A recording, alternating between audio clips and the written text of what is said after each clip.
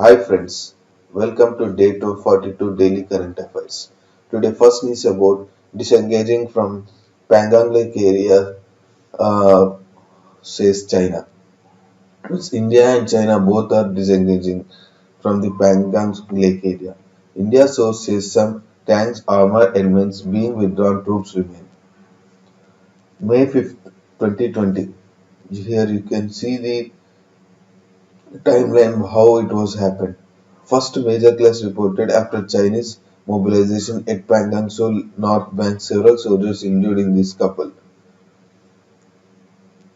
Here you can see the Indian Army trucks seen near Pangong Lake, easing friction. Transgressions clashes with army reported at Pangong, Galwan, Depsang, Sikkim and other points on LAC. June 15.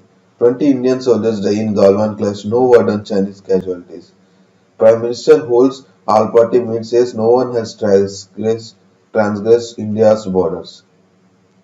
August 29-30. Indian-Chinese troops clash at Panganso, Southbank. Indian troops dominate peaks. Defense Minister Rajnath Singh meets his Chinese counterpart. External Affairs Minister S. Jaishankar meets Chinese uh, FM Wang Yi. Both agree to five-point resolution. Chinese Foreign Minister. Official says a disengagement plan has been agreed upon. Ninth round of Corps Command Storm go on for 16 hours. This is up to Jan 24th from May 5th, 2020. The sequence of issues happened.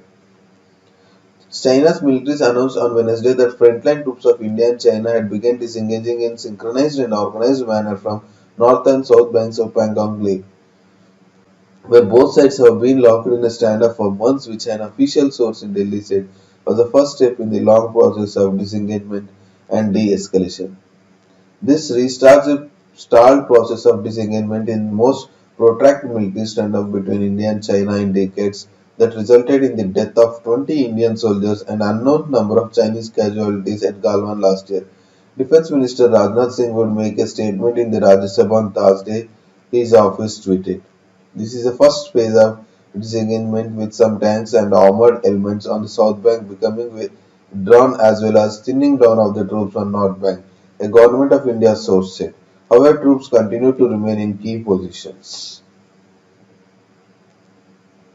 Pre-April 2020 position. China and India have agreed to return to the pre-April 2020 position, source said.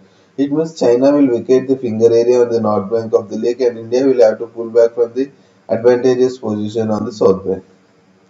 Okay. Furnace oil from titanium factory spills into sea. This is an environmental concern in Kerala.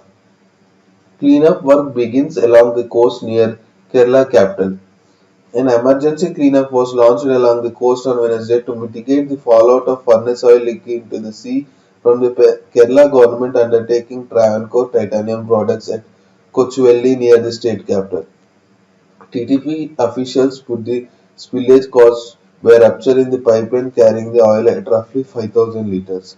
After the alarm was raised in the morning, the district administration declared the coastal stretches along Shenugam, Vettukad and Valley off limits to the public and tourists for 2 days. Fishing ban. Fishing activities along these regions also stand banned as a precautionary measure, District Collector Navjot Kosa said. Locals largely comprising the fishing community expressed outrage over the oil leak, blaming the TTP for their negligence. They alleged that the oil leak would have a prolonged impact on marine resources and consequently their livelihood. The leakage occurred around 7 a.m., but it went unnoticed at the time. The oil spilled out into a drain that opens out into the nearby beach, contaminating the beach and coastal waters. Okay. Next, this weakest statement is becoming day by day issue in Parliament. Also, the Congress leaders taken the issue as issue by the statement of VK Singh's.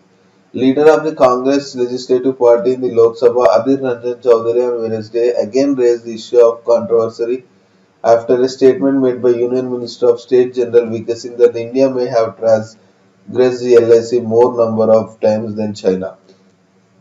Okay. Government speaks Man Ki Baat but won't hear Kisan Ki Baat. This is Congress leader says protesters asking for the MSP loss.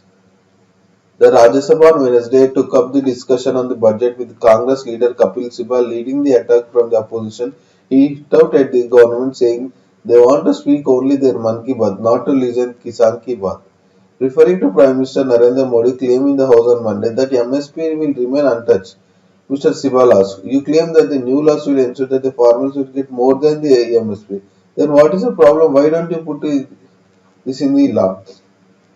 The agriculture reforms that the Modi government has brought in have already been tested in America and Europe, which resulted in corporatization of farming, killing the small farmers, he said.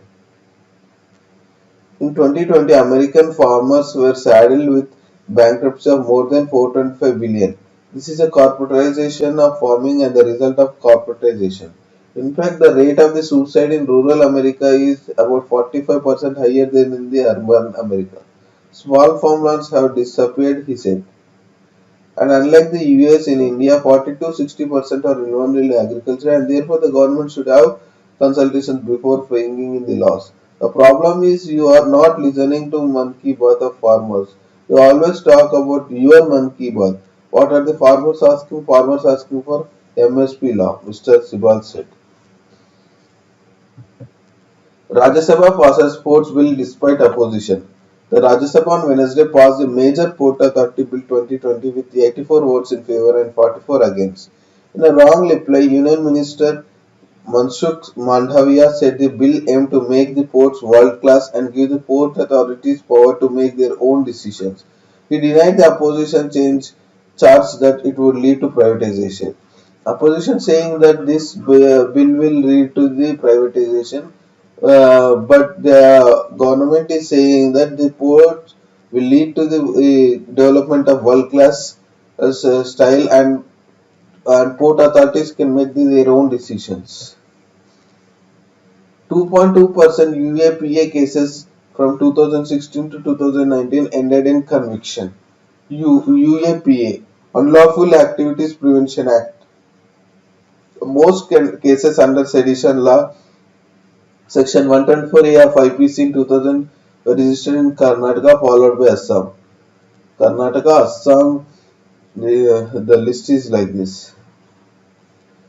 Only 2.2% of cases registered under the UAPA between the years uh, 2016 and 2019 ended in convictions by court. According to data presented by the Union Home Ministry in the Rajya Sabha, Union Minister of State for Home G. Kishan Reddy informed the upper house that as per 2019 Crime in India report compiled by the National Crime Records Bureau, the total number of persons arrested under the Act in 2019 is 1948. Further, the total number of persons arrested and the persons convicted in the years from 2016 to 19 under the UAPA in the country were 5,922 and 132 respectively.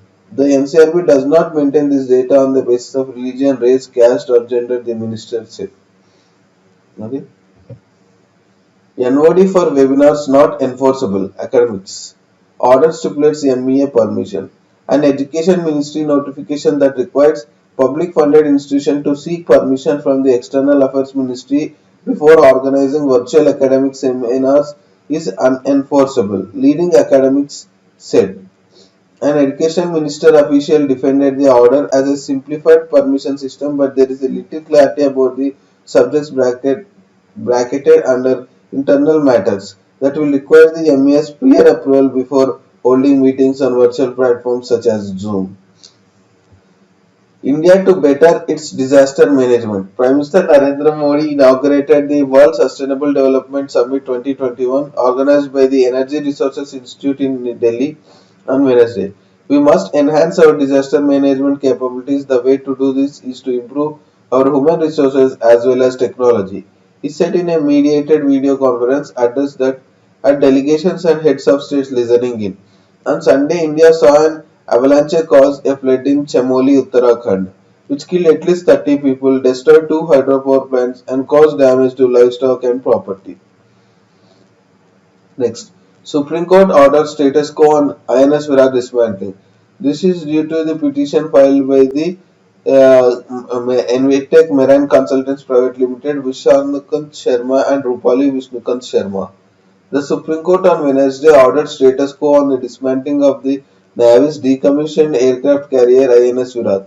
A bench led by Chief Justice of India Sharad Bobde issued notice to the Union of India and Shriram Group of Industries, who were arraigned as respondent in the petition filed by Envitec Marine Consultants Private Limited.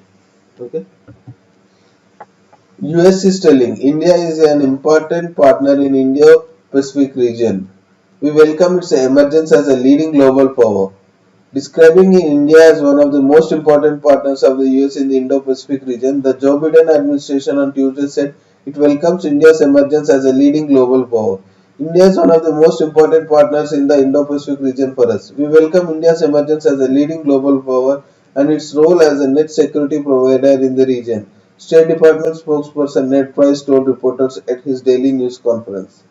Earlier in the day, Secretary of State Tony Blinken spoke with his Indian counterpart, External Affairs Minister S. Jaishankar, for the second time in less than a fortnight, Mr.